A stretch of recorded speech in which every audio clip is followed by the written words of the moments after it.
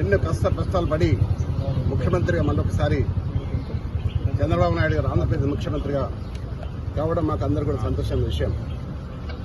ఆనాడు ఎన్టీ రామారావు పాలన మళ్ళీ రావాలని ఈ తెలంగాణలో కూడా మళ్ళీ ఎన్టీ రామారావు ఏ విధంగానైతే పేద బడుగు వర్గాల ఆశాజ్యోతిగా నిలిచాడో ఆ విధంగా తేవాలన్న ఉద్దేశంతో ఈరోజు వారికి కలవడం జరిగింది.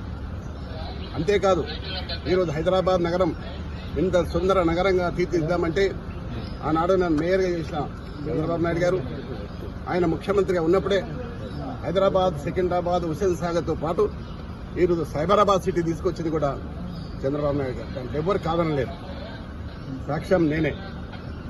ఈ హైదరాబాద్ నగరంలో clean and green the best city award, the best tourism award తీసుకొచ్చింది కూడా చంద్రబాబు నాయుడు గారు.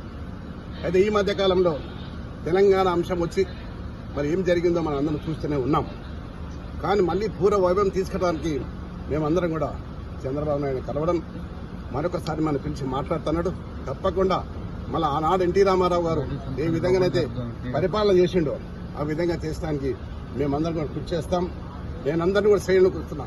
చాలా మంది తెలుగుదేశంకు ఎన్టీ రామారావు అభిమానులు ఉన్నారు. ఇంకా వారందరూ కూడా ఏకతాటికి తీసుకొచ్చి మళ్ళీ పూర్వ వైభవం తీసడానికి నేను ప్రయత్నం చేస్తాను. 100%